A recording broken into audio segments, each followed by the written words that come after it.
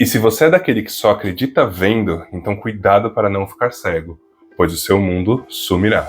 Sejam muito bem-vindos ao segundo episódio da série sobre o mundo espiritual. Eu comecei o vídeo citando aquela frase para dar um tom de reflexão, pois se você realmente confia apenas nos 5 sentidos para moldar a sua realidade, eu espero que você não perca nenhum, pois o seu mundo irá desabar. Eu digo isso pois a realidade é muito maior do que podemos perceber. É científico, assim como as leis espirituais que nos regem. Quer saber mais? Então bora! Se pensarmos no espectro luminoso, podemos perceber que não enxergamos raio ultravioleta, raio X ou infravermelho. Ainda assim, podemos aprender sobre eles, os manipulamos e utilizamos a nosso benefício, mesmo não podendo vê-los. Quer dizer então que estamos lidando com coisas invisíveis e manipulando e utilizando no nosso dia a dia? Isso aí é magia, não é não, gente? E por muito menos uma galera foi pra fogueira por causa disso. Todos os nossos sentidos estão em um espectro muito pequeno. E a natureza esfrega isso na nossa cara com os outros moradores desse planeta com habilidades muito superiores à nossa. Mostrando que a realidade a qual conhecemos não é a sua totalidade. É apenas aquilo que conseguimos captar e registrar no cérebro. E como eu já falei nesse vídeo sobre consciência, ela é a referência daquilo que temos de realidade concreta, mas aquilo que aprendemos e conhecemos, e moldamos a realidade a partir disso. Os dois somados formam o nosso mundo mental. E é por isso que é importante expandirmos a consciência, pois quanto mais noções tivermos da realidade, melhor podemos nos ajustar a elas. E olha que legal, todo mundo já ouviu falar em Paris, mas quantos puderam ir lá? Se você ouve uma conversa de alguém que já foi para Paris com alguém que não foi, a pessoa que não foi fica à mercê do que a outra vai ditar como realidade. Agora, se ambas nunca foram, elas podem falar qualquer coisa, inclusive que Paris nem existe, percebem? E o que isso nos diz sobre espiritualidade? Que nem sempre temos noção de tudo que nos cerca, por falta de percepção, de consciência e principalmente falta de informação. Então bora mudar esse cenário e nos abastecer de conteúdo. Nossa essência espiritual é extremamente abrangente e poderosa, mas quando damos muito poder de fogo para um ser ignorante, as guerras são feitas. E podemos ver isso na atualidade mundo afora nesse momento, né? Sendo assim, é necessário limitar essa consciência, até que ela tome propriedade de si mesma e amadureça. E aí, ela é muito sutil e ela vai se densificando. Para quê? Para limitá-la. Seria tipo dizer que a gente está num adestramento consciencial. Então, somos lançados em diversas dimensões cada vez mais densas e para cada dimensão, um veículo limitador é utilizado, tipo numa boneca russa, pois ainda estamos muito rebeldes e ignorantes diante de nossa própria natureza. E sabe qual é o ponto que demonstra essa ignorância? A forma como tratamos os outros e a natureza no planeta, pois fora é sempre um reflexo do que temos dentro. Se eu não me importo nem comigo, vou me importar com o outro? Se eu não ligo de saber e de cuidar da minha própria natureza espiritual, eu vou cuidar da natureza do planeta? Eu não tô nem aí, eu quero que me sirva apenas, sacou? Muito bem, vamos entender agora sobre as dimensões espirituais de uma forma descomplicada. Pelo menos eu vou tentar. Já é sabido que tudo é uma forma de energia. Tudo é feito da mesma coisa, átomos. Quanto mais eles se aglutinam, maior é a sua estrutura atômica, molecular e, consequentemente, sua condição energética. Pense nos estados da matéria, sólido, líquido, gasoso.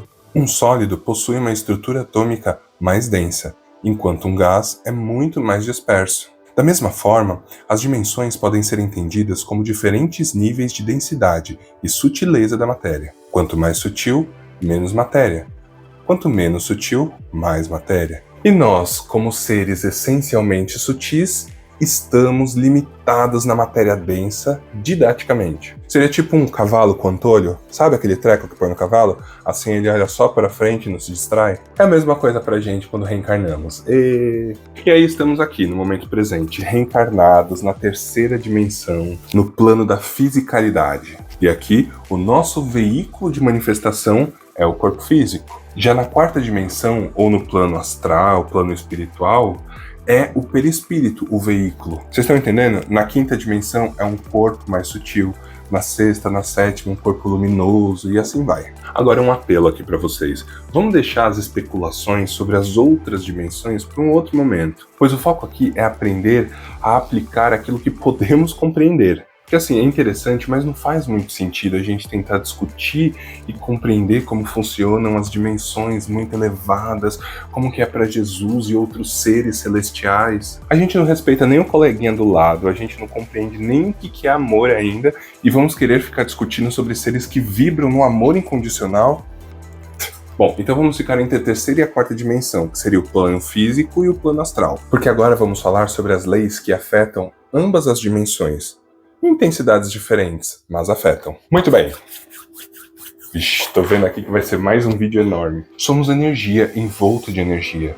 Com essa noção, precisamos entender como ela se comporta. Tudo é energia, logo tudo vibra, tudo possui um campo eletromagnético, inclusive os nossos pensamentos. Lembra que eu falei no começo do vídeo que nossa realidade é moldada de acordo com a nossa mente? E o que passa nela também é energia. Sendo assim, a nossa mente ela é uma usina de energia.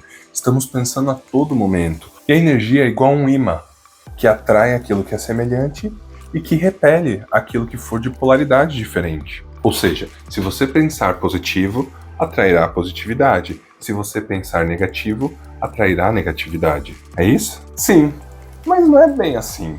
Vamos aprofundar um pouquinho. Nosso espírito continua vibrando na quarta dimensão, porém, enquanto encarnados, está limitado pelo corpo físico. Lembra? Maior densidade, mais energia. Ou seja, o nosso corpo físico é um limitador para aquilo que o espírito pode criar. E graças a Deus por isso. Sério, os mentores sempre falam, vocês não sabem aquilo que vocês querem. Cuidado, pois o que vocês pedirem podem se tornar realidade. Aí você pensa, mas o que eu quero com certeza vai me fazer feliz. Será? E aí aquele dia estressante no trabalho, o seu chefe fala alguma coisa atravessada com você e você diz, ai gente, que inferno, queria que esse cara explodisse. Se você tivesse bastante força mental e não tivesse o limitador do corpo físico, seu chefe ia pelos ares. Tá bom que tem gente que vai amar essa ideia, mas não.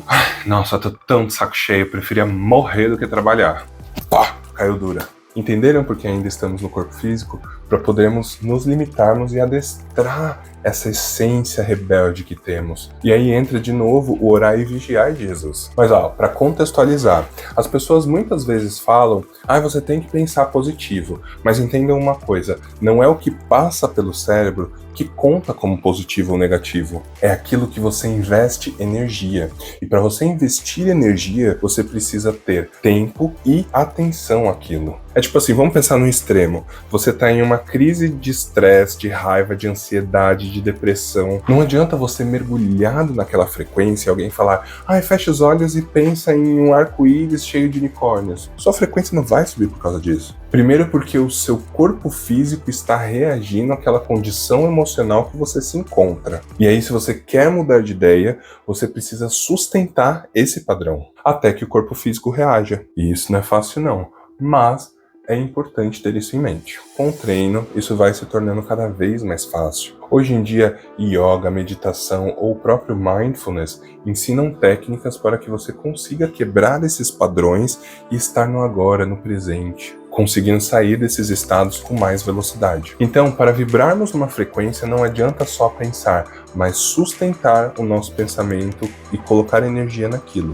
Como? Através do foco e do tempo. E é daqui que veio aquele lance que ficou famoso, O Segredo. E lá o pessoal vende a ideia de que aquilo que pensamos vibramos e aquilo que vibramos atraímos. E o conceito está certo, mas precisa sustentar. E aí entra um porém muito importante. Como sempre, nos mantemos na superficialidade das coisas, no raso, no materialismo. É falado que o que pensamos atraímos. E aí vem o povo tudo pensando em iPhone.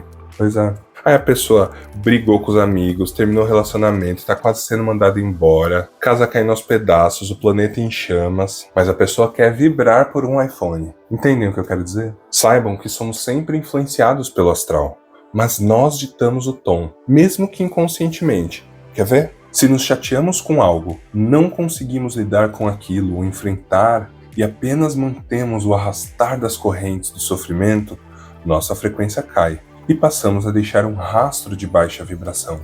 É tipo um CC astral. E eu tenho certeza certeza que vocês já sentiram um CC astral por aí. Aquela pessoa que parece bem, que você olha assim e vê de boa, mas você fala, tem alguma coisa estranha ali, alguma coisa não tá indo bem. Pode ser o fedorzinho da frequência dela. E se você aprecia uma boa fragrância, não vai querer se aproximar de quem tá fedendo. Mas e aqueles que não ligam para cheiro, ou estão acostumados com o fedor? O cheiro vai atrair aqueles seus apreciadores. E é assim que ficamos carregados. Estamos em uma determinada frequência. A nossa frequência vai começar a atrair semelhantes. Eles se aproximam, se acomodam e o conteúdo deles começam a ressoar no seu campo. E aí você se infecta com eles e eles se abastecem de você. E isso vai mexendo com a sua energética sistêmica, a sua neuroquímica, a sua psique, virando um grande ciclo vicioso de cocô. E aí podemos chamar isso de uma obsessão.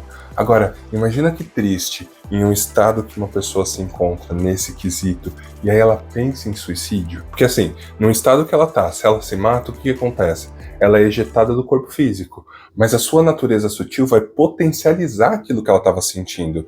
E aí ela de quebra vai conhecer todos os amiguinhos que circundavam. Por isso é tanto sofrimento para os suicidas. Além do arrependimento de achar que acessar o sofrimento ainda vai ficar vinculado energeticamente com outros sofredores. Isso é a lei da vibração, junto com a lei da atração, junto com a lei da ação e reação, que é o que a gente vai falar agora. Ação e reação, plantio ou colheita, ou ainda a lei do karma. Todos esses nomes dizem respeito à mesma lei. E essa lei nos diz sobre a consequência das nossas ações. O karma nada mais é do que a forma utilizada pela vida, pelo universo, para nos regular. Eu vou confessar uma coisa que os mentores falaram, que talvez seja um pouco difícil de compreender. Mas uma vez que isso se internalizar, fica muito mais fácil de enxergar a vida. Raul, só existe um caminho, o do progresso.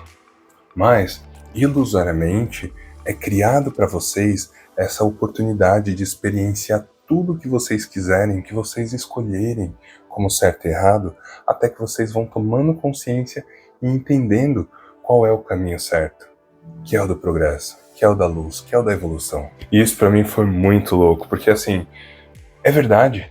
Não adianta eu falar para vocês qual é o melhor caminho a ser seguido.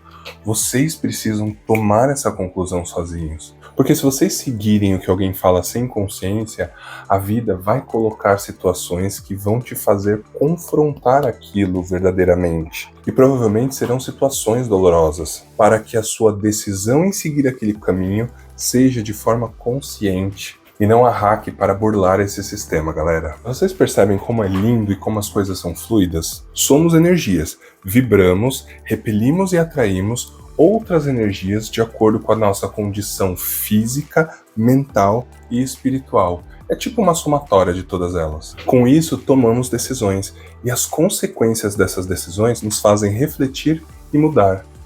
Pelo menos deveriam, né?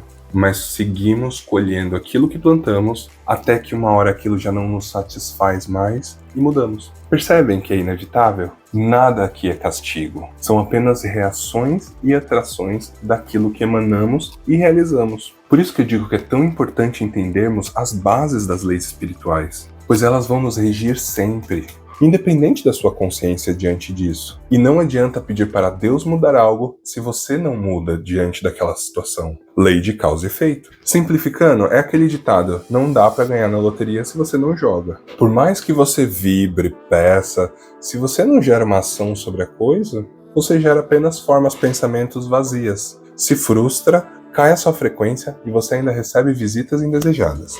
Agora, quero que pensem e apliquem esse conceito no dia a dia de vocês. Isso é desenvolver a espiritualidade, o autoconhecimento, é conhecer a sua natureza, ter consciência e atenção diante das suas ações. Tá fazendo sentido? Tá gostando? Não esquece de deixar o like, se inscrever no canal e comenta aí o que você tá achando até agora do vídeo. Já tô acabando, tá? Então não podemos esquecer que essas leis são aplicadas no espírito, e quando estamos sem o corpo físico, tudo o que a gente sente é potencializado, e é após a morte que somos levados para o julgamento final. Da ira de Deus? Não, de nossa própria consciência rebelde. Pois quando desencarnamos, confrontamos o nosso estado vibracional em sua totalidade, e isso pode ser incrível ou muito doloroso. E a nossa assinatura energética é um grande bilhete que vai ditar para onde iremos. Já ouviram falar nas colônias espirituais, certo? Uma das mais famosas é o nosso lar, que virou até tema de filmes.